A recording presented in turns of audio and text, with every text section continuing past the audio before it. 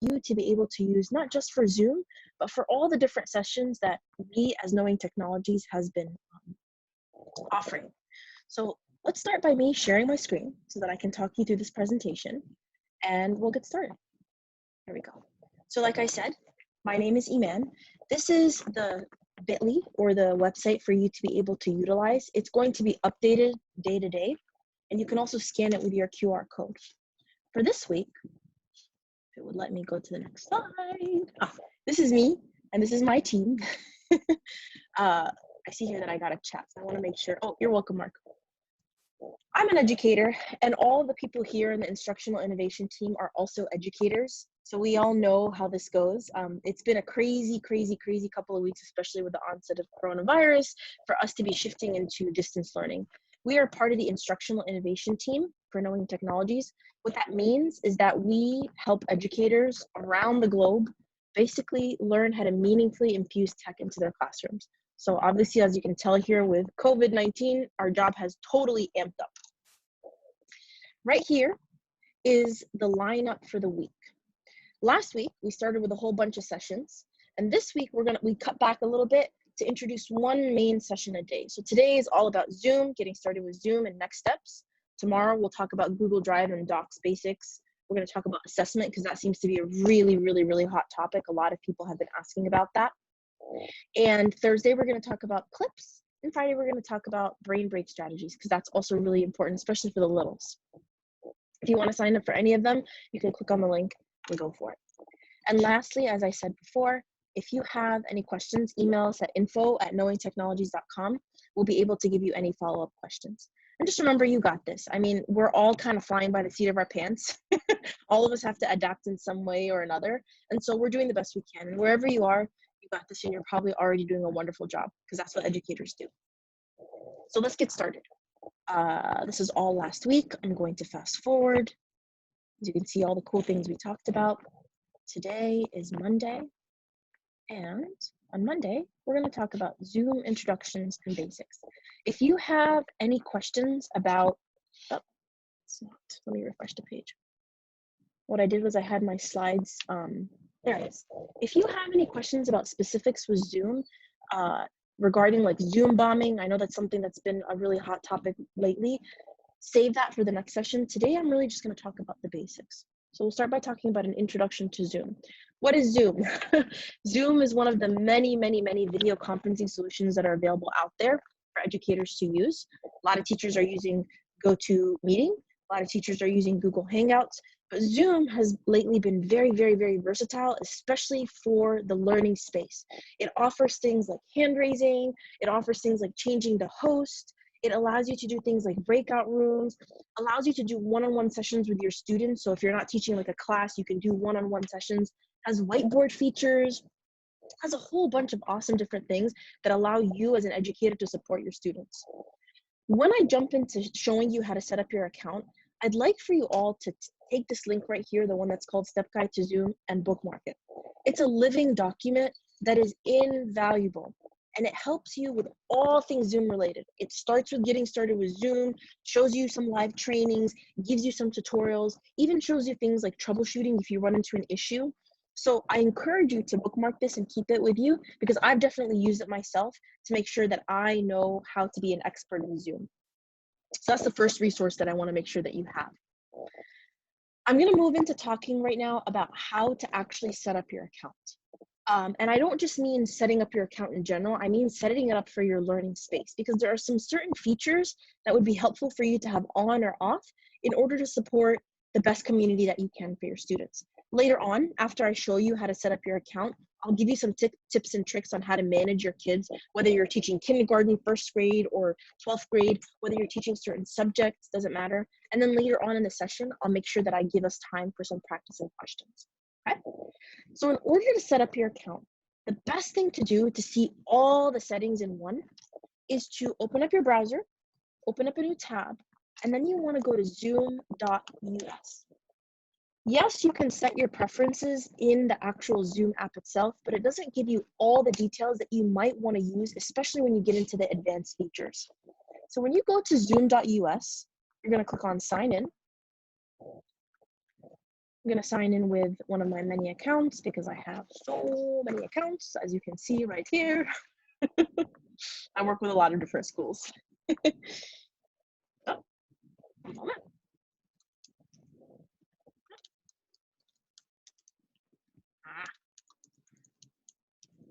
It's gonna work because everyone's watching me, that's why. And let's try.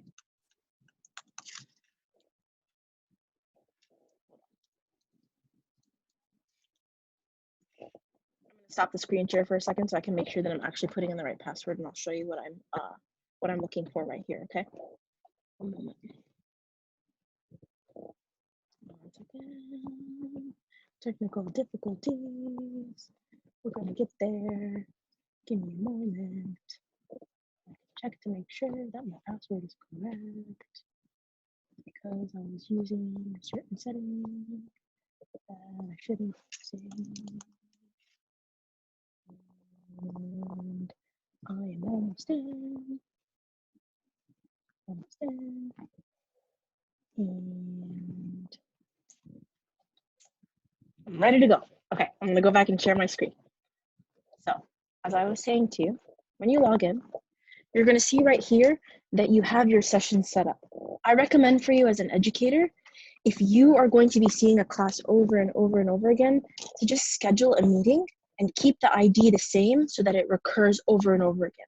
When you set up a meeting, you're allowed to recur it day to day or 3 times a week or whatever it is that you do.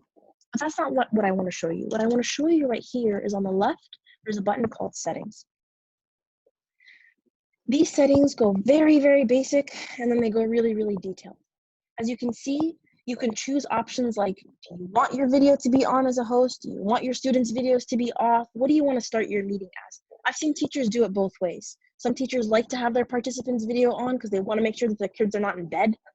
And others, especially with like middle school, will have it off because the kids are super shy. Depends on what you want. You can choose the audio type. This is a new feature that's actually been turned off in the past week, especially because of Zoom bombing and all this negative stuff that's been going on.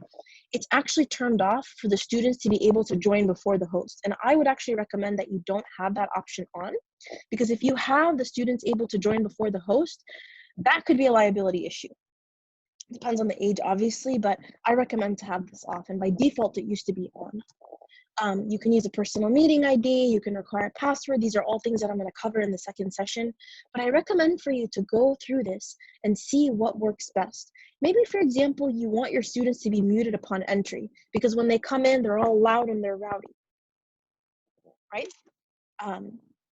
Maybe you want to have the chat feature on or off. The culture in your class is if you have a question, chat it or not. Do you want to have private chats, et cetera, et cetera? Do you want file transfers? If you notice as I scroll through here, there's a lot of options for you to choose. To me, the most important ones are close to the bottom right here where it says advanced. If you are an educator that likes to do group work, you might want to have breakout rooms on. And what that basically means is group work. I'll talk a little bit more about that. You can provide closed captioning for accessibility features for your students. So imagine students that need to read what you're saying as you're saying it. So you can turn on closed captioning, you can save them. I would recommend to have the virtual background turned off because a lot of times the students play around with it and they make a background for themselves and it can be a little annoying. And so on and so forth. I like to have attention tracking on. What that does for you is that if the student is off the Zoom browser and they're browsing something else, it actually notifies you so that you're able to see who's on actual Zoom watching you as you speak. I also like to have a waiting room, especially if I'm doing one-on-one sessions with my students and someone's coming in the room and someone's going to leave. I can let in one student and then dismiss the other. Or it's kind of like when you're teaching in a classroom. You have all your students wait outside, and then when you're ready, you can let them all in at once. And so on and so forth. So this I recommend for you to look into, especially when it comes to your settings. I have a couple of questions here that I want to make sure that I address. So the first question here that I have is, what about leaving on the waiting room? What do you mean when you say that? What about leaving on the waiting room? If you set on the feature to leave the waiting room, like for example, this session right here, I wasn't able to let anyone in until I clicked all of them join in at once, if that makes any sense. Mark says also students can take a snapshot of themselves and use that as their virtual background to make it look like they're in attendance when they're not. I've absolutely seen that. So I'd recommend just turning off the virtual backgrounds because it can be very distracting. You also know your kids best. So you work with the audience that you have, but it's really important for you to establish that connection or that communication, just like we do in a regular class. We have our norms and expectations or our social contract or whatever the heck it is. It doesn't change virtually. You just have to establish that with your students. Okay, so I recommend for you to look into here. Like I mentioned earlier, when you initially start setting up your meetings, if I click on schedule a new meeting here, try it in your browser first just to see what that looks like.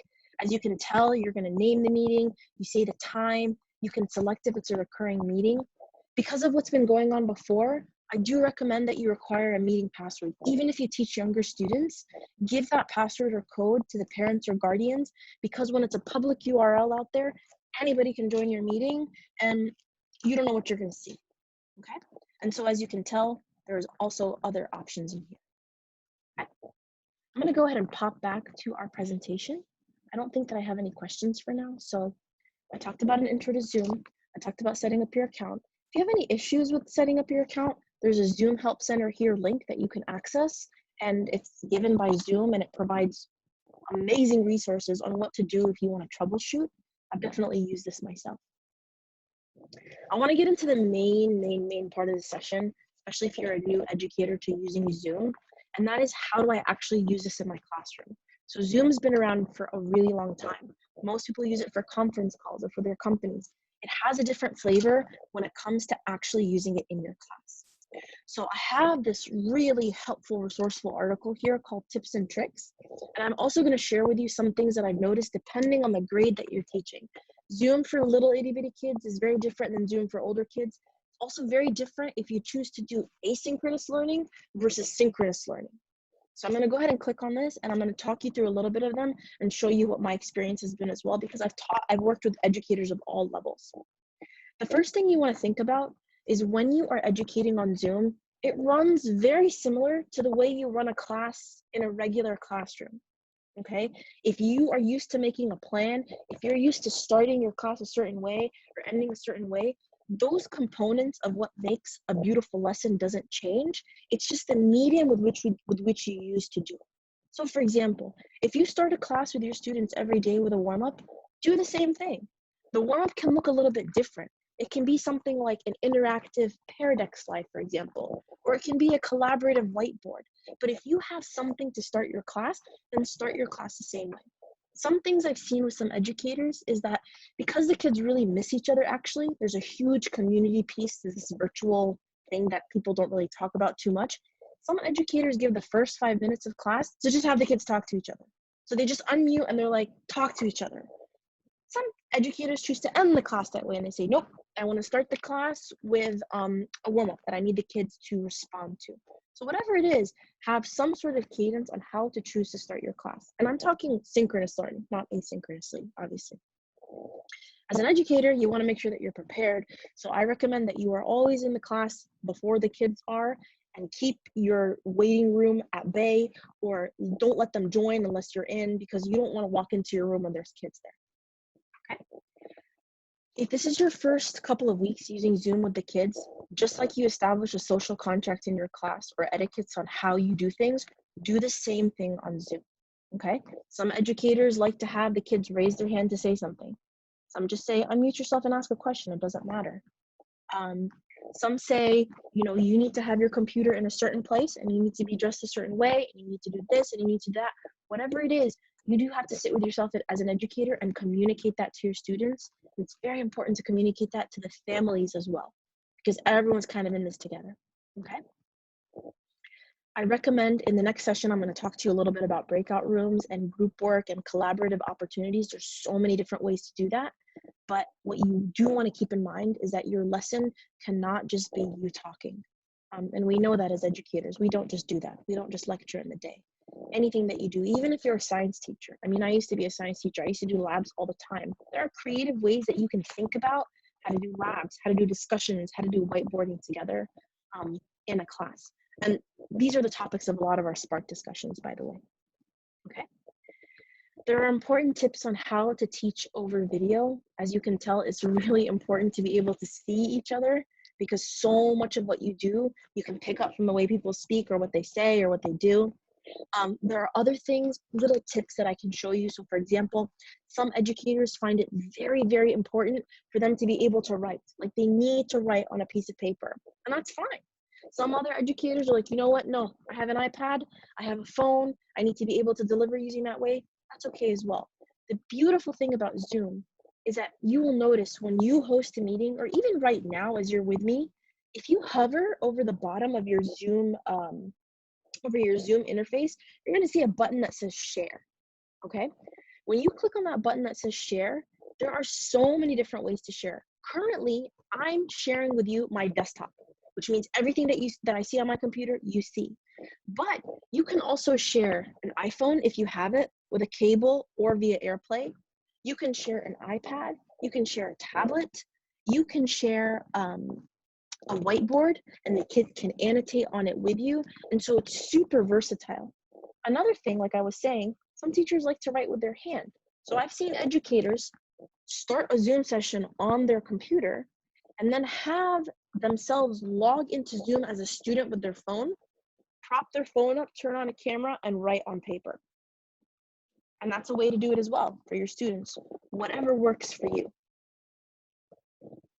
And finally, at the bottom of this document here writes a lot of tools that are built in, which I mentioned to you before, like attention tracking, polling. Polling is actually really cool. Breakout rooms, there are opportunities for nonverbal feedback, how to share screen, how to whiteboard. A note about the whiteboard feature, if I were to stop my sharing here for a moment, just so I can show you what that looks like. If I clicked on share here at the bottom, I can see that I have the whiteboard feature. The only unfortunate thing about it is that I am the only one that can whiteboard. As a student, they can't whiteboard back to me, which can be a bit of a downside for people that teach like math, for example, or people that teach reading or with annotating and whatnot. So there are workarounds for that. There was another session that we gave last week, and we're going to go over again using something called Jamboard, which is a collaborative whiteboard that you can access from anywhere. So I recommend you look at the presentation that I gave you and go back in time to see all the video recordings that are available as well. So Zoom definitely has some really positive features, and then there are some that you're just gonna have to work around, like a teacher recording his or herself writing some notes down because they just like to write with their hands. I'm gonna stop the share and go back to my actual screen. Boom, just okay. So where did I stop? Where was I? All right, so these are some tips and tricks for managing your classroom. Other things that I can think of off the top of my head is I have a first grade teacher that is really keen on community building, which, like I said earlier, is a huge component of this that we don't really think about often. She does a daily check-in with her students at 7 p.m. She calls it pajama check-in. And it's literally 5 minutes on Zoom. All the kids wear their PJs. Their parents help them log in. They talk to each other to see that they're doing okay. Everything's great. Everything's all right. And they hang up. That doesn't take away, obviously, from the fact that she uses Seesaw to give the assignments, that she does a lot of asynchronous learning and the screen recordings of what she's in. But to be able to see her kids once a day is super important. I see other educators that use Zoom not to teach a class, like the way that you would teach class in a school, but they use it as an answer and question session. So they already did a screen recording before. They have the students do their assignments via their LMSs or the platforms that they're using, and then they use it as an opportunity. What questions did you have? What things were you thinking about? What can you use it for, right? So there's so many different ways that educators use it. I do recommend to just roll up your sleeves and get into it and go. And finally, the last thing that I wanted to share with you was this lovely, lovely, lovely video right here called Video Conferencing Etiquette that I've seen educators share with their students. Just as you're new to this, it's so new for the kids as well, so new for them as well. So I'm going to show you a little bit of this video. It was made using another tool called Adobe Spark, which is something that you might want to use with your students. And this is something that I would share with my kids. Video conferencing etiquette. I can hear the volume, but it's literally just music, so you can take a look at it.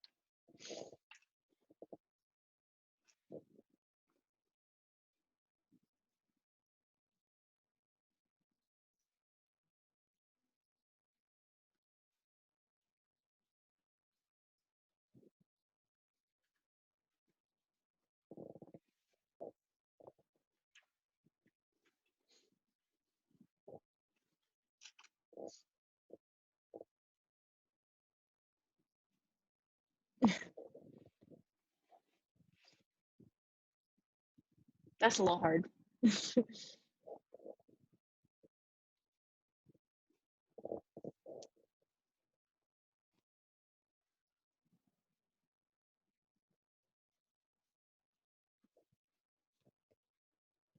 It's a lovely video, and I've definitely shared it with students before. It's new to them, just as it is new to us. Um, and that's about it. This is a very basic intro to Zoom, just to give you a little bit of a sneak peek about what's to come in the next 15 minutes if you signed up for it, is more of like a part 2. So just to give you an idea, I'll introduce it again, but then we're going to talk a lot about security considerations, especially because Zoom has been taking the world by storm, and with great power comes great responsibility. So we're going to talk a little bit about security and best practices, and then we're going to take a break, and I'm going to work with I'm going to be co-hosting with another fabulous educator, Ryan, who's going to talk to us a little bit about breakout rooms, because that is also another hot topic. As you can see with both of these, once the session is over, I'm going to record the session and leave it here in the link. Feel free to share this link with anybody. And most importantly, if you want to know about all the things that we're doing, or you want to ask us any questions, I recommend you follow us on Twitter. We're at Knowing Tech K12, and every day we post something new. So we're in this together. We're here to help. And I think that's it. I'm going to stop my screen sharing. I want to see if anybody has any questions for me. Looks like there isn't any other questions. All right. Any last minute questions or comments? Oh, here's one. I'm currently teaching using WebEx, but my school would like me to know Zoom as well. What can Zoom provide that WebEx does not? That's a really good question. So I'm not very familiar with WebEx, but what I can do is I can look into it, and I can definitely reach out to you. Or if you can reach out to me at info@knowingtechnologies.com, and I will respond to you. But I'll put that on my to-do. Thank you, Vicky. Thank you, Mark. Any other questions? You're so welcome. All right, friends. Thank you so much. Take care. Thank you, man. You're so welcome. Bye.